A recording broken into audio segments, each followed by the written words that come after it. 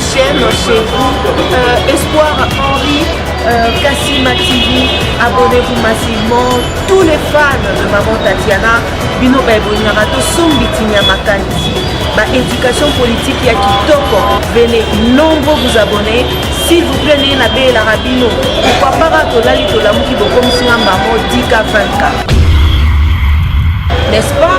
Et aussi un vrai bien parce que seul soutien, on a ces cabinets, les alliés pour s'abonner massivement ici, les alliés camboya professionnalisme. Olingaka musique, olingaka politique, olingaka nyonso awa, torobanda kolobe la bas sujet tout. Iko quel okendo, n'est-ce pas? Allez, à suivre. Wow.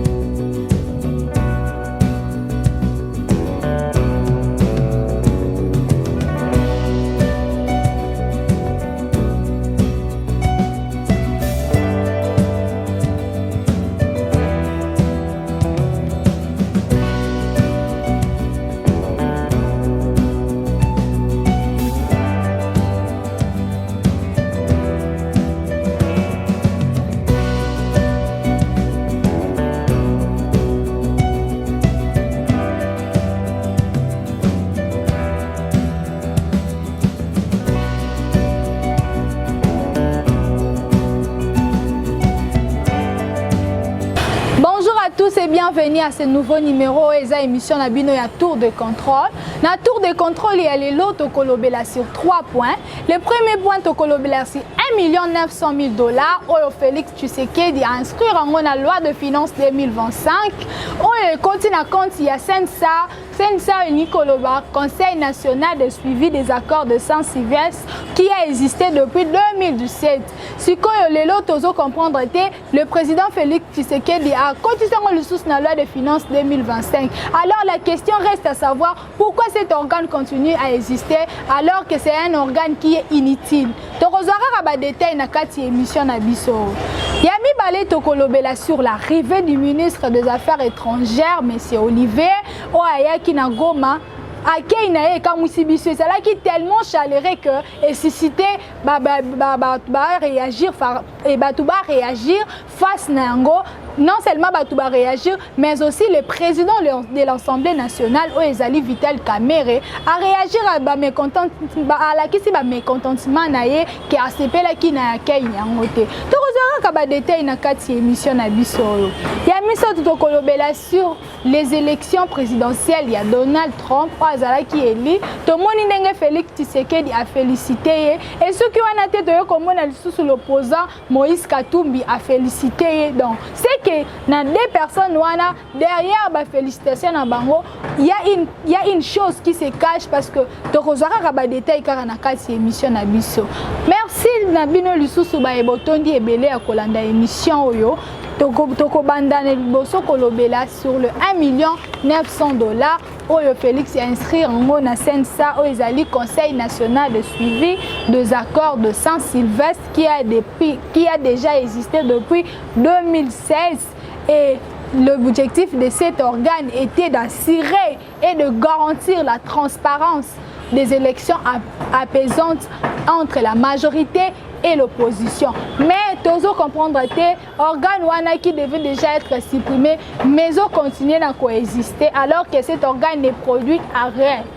Ce qui nous étonne, pardon, et comme ça c'est que au lieu 1 900 000 $, wana ezala ekotata na makambo sous se resala eza ebele, mais yango ekoti kaka na kati ya organe wana. L'organe aussi, il faut vous rappeler que cet organe est dirigé jusqu'à aujourd'hui par M. Olengankoy. Yende Moutou a dirigé l'organe Oyo.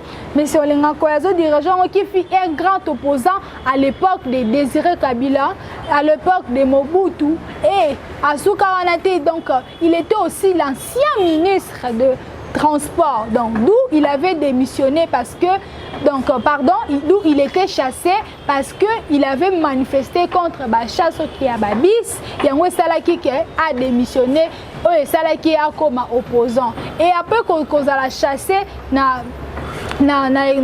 cause à la chasser à l'époque de Désirable le grand Mokabila qui s'est allié na Jean-Pierre Bemba ou qui directeur il y a campagne et élection il y a Jean-Pierre Bemba étant son directeur il savait comment convaincre la population il avait le goût de la parole au fait la population qui proche naïe donc c'était vraiment un grand opposant à l'époque de Désiré Kabila Mobutu.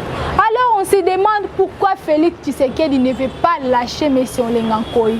On se dit, selon les rumeurs, donc Félix Tshisekedi serait averti de dire que ce monsieur, c'est un grand opposant. Du coup, je ne peux pas les lâcher. Donc il faut inscrire rien à la loi de finances. Aux 2025, on a payé monter et belé à 1 900 000 $, d'où on ne sait pas ce qui est pour le fonctionnement ou soit les alliés pour bien en boca ou soit par raison jusque là on ne sait pas. Alors que cet argent plutôt allait aider la population. Tout ça n'a pas de problème et belé à Nambokao. La rentrée scolaire a débuté depuis le 2 septembre. Mais jusqu'aujourd'hui, les enfants n'étudient pas. Et surtout dans des écoles publiques. Banabazo tangate. Première période de où tu se clôturer. Banabazo qui est des classes bazo tang sabangote. Pourquoi? Parce que les enseignants sont en grève. Bazo réclamer ba droit na bango. Pourquoi pas bon wana ba pesa ngo ba enseignant? Pourquoi pas bon wana ba pesa ngo ba médecin? On a bakoro ba signer qu'il faut ba améliorer conditions ya ba vie na bango mais bazo respecter yango te. Tout le monde ba conseiller communaux baza qui élit jusqu'à présent ba conditions de travail na bango eza mawa. Ceux qui veulent ko visiter en tout cas eza vraiment mawa. Si siko bazata payer te. Alors bon wana ekokaki ata ko sunga et qu'on n'a pas besoin plus capital que un organe ou exister à un organe inutile. Alors espérons que le président a revoir l'adoption, il y a droit de finance, il y a loi de finances, ou à côté ici budget 1 900 000 $, il y a un compte, il y a ça, ou les organes inutiles, ou les 5 coups d'ailleurs, ils ont supprimé, mais ils ont continué à coexister. Oh, il y a mis balai, tout côté na sujet na biso sur l'arrivée à ministre des Affaires étrangères. Tout le monde a qui président et Assemblée nationale a réagi ça qui fasse nango. Il était mécontent. Pourquoi? Parce que on est en guerre. Comment fait-il ennemi na biso ennemi muto azosa bino mabe? Aina ndaku na bino bozo yambaye lokola roi. Eza inadmissible. Jamais tori kondima yango. Donc jamais est-ce que ce qui est président Nabiso accueilli ou soit ministre Nabiso et affaires étrangères accueilli na mboka wana na Rwanda est-ce que ba ko accueillir de la même façon ou ba accueillir monsieur Olivier na Goma? Jamais n'intimité.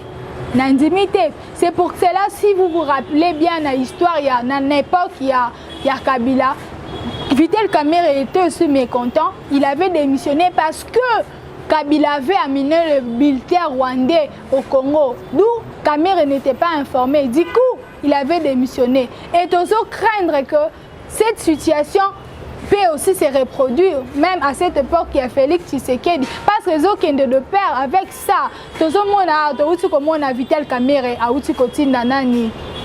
Aouti Kotinda Jean-Pierre et Lambert Bende pour que vérifier d'accord il y a au président qui n'a signé na Uganda Aouti ko vérifier ngo Aouti comment Aouti Kotinda a que vérifier c'est que ba doute ils ont continué toujours na mutu ya Vital Kamerhe avant qu'on puisse aller plus loin tout l'andana nous escreo ya Vital Kamerhe. C'est une rencontre sous haute sécurité, tenue secrète jusqu'à la veille. Pendant quelques heures, le poste frontière de la Corniche, séparant la ville congolaise de Goma avec celle rwandaise de Gisenyi, a même été fermé au public. La barrière s'ouvre. Olivier Nduhungirehe, le ministre des Affaires étrangères rwandais, et son équipe s'avancent. Une poignée de main franche avec un haut gradé de l'armée congolaise, puis très brève avec la ministre des Affaires étrangères de la RDC. Les relations entre les deux pays restent extrêmement tendues. Les rebelles du M23, soutenus par le Rwanda, continuent de progresser dans l'est de la RDC.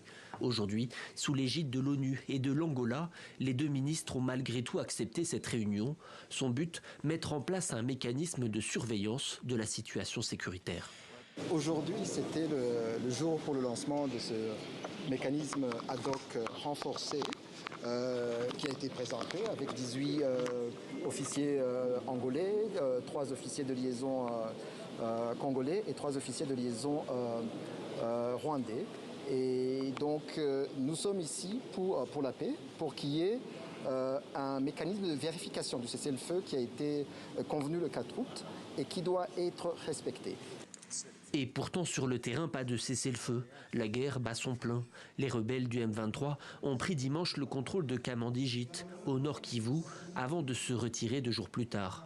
Une situation et un double discours qui excèdent les représentants de la société civile congolaise. Il faut noter que c'est toujours les mêmes discours que nous avons toujours entendus. On n'a pas vraiment entendu ce que nous pensions attendre. C'est surtout l'arrêt de la guerre. C'est surtout le retrait de RDF sur le sol congolais. D'aller dire à Madame la Première ministre toute notre indignation de voir que le ministre des Affaires étrangères du Rwanda arrive à Goma, ce n'est pas mauvais puisque nous recherchons la paix, nous sommes pour la paix, mais que vous puissiez lui donner autant d'honneur. Et le gouverneur militaire et l'inspecteur provincial de la police, je considère pour moi que c'est très grave et que nous ne savons pas ce que nous faisons pour terminer.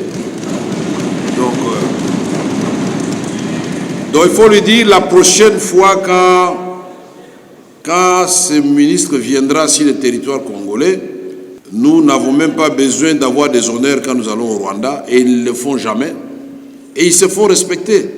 Mais comment nous pouvons vraiment, dans la ville martyre de Goma, nous recevons le ministre des Affaires étrangères du Rwanda et c'est notre gouverneur militaire qui est au garde à vous avec l'inspecteur provincial de la police. Non, ça nous disons non. Merci à l'équipe technique de Bouti ko balancer éléments autouti ko landana bino. Bino moko bomoni ndenge réaction à Vital Kamerhe ndenge zalaki.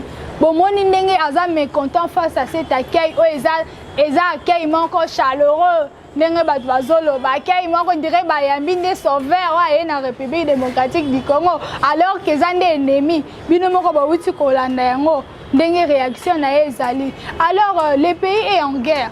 Maintenant, c'est pourquoi les gens disent que cette guerre, c'est une guerre politique. Pourquoi? Parce que comment les ministres se côtoyer alors que nous sommes en guerre. Donc, c'est inacceptable. Donc, pays est en guerre, mais bato bazo solo la bazo yokana, bazo yamba bango na ba gentillesse. Eza kokamusa batu. Combien de personnes bazo kufa na est? Bato bazo kufa chaque jour na est. Solution ezomonana te. Alors qu'il y a M. Bitakwira qui avait dit s'il faut terminer cette guerre, il faudra to kangaka ba frontière. Une fois to kangango, ça va affaiblir le Rwanda et du coup il va lâcher à continuer le sous-souté que ça la guerre face na biso. Mais pourquoi tozo ta proposition n'a été? Non seulement sa proposition, on a plusieurs alternatives autour pour finir cette guerre juste comme ça, te claquer car et puis guerre est sili. Mais tous même on a d'accord Milaï qui ne produit à rien. Oh les autres bon bande konabiso chaque jour d'accord par-ci par-là bande konabiso bazo kouf alors qu'il n'y a aucune solution sur cette affaire. Espérons que cette guerre ne sera pas éternelle. On ne sait pas si c'est une guerre politique ou une guerre position en côté. Comme le sujet n'a clôturer l'émission sur les élections et à Donald Trump. Tout le monde Félix Tshisekedi a félicité Moïse Katumbi et a félicité Donald Trump. Comme on a l'opposant Moïse Katumbi a félicité Donald Trump. Ce que toujours comme est-ce que Moïse Katumbi eza esengondé esali pour la révision de la constitution. Si vous vous rappelez l'époque avant que Félix soit élu aujourd'hui, même quand il est élu, quand bien même il est élu aujourd'hui, c'est grâce au Donald Trump. Parce que Kabila voulait changer la constitution. Il voulait changer la constitution, mais Donald Trump, il était contre cela. Yango asalaki ke na ko interdire. Et puis il avait installé les militaires à niveau de Gabon. On va menacer Kabila. Et du coup, Kabila avait lâché. Il y a un moment qui Kabila a changé qu'il sous constitution. Et puis il a continué qu'il sous son troisième mandat n'a été. Mais tout ce qu'on comprend était Félix Tshisekedi veut revoir la constitution. Il y a une réaction à Moïse Katumbi. Est-ce qu'à CPLI pour dire que la même situation qu'on avait vécue avec l'époque de Kabila. C'est cette même situation que nous allons vivre pendant cette époque qui a Félix Tshisekedi. Parce que ça va même réaction, non? Vu que Donald Trump a élu, c'est que l'histoire va se répéter. C'est ce que nous voyons aujourd'hui. Merci Nandenge Bolandi Biso, Bozala qui est belé, ya kolanda émission oyo. Merci Nabino, tokutani na émission Mususu Ekoya. Au revoir.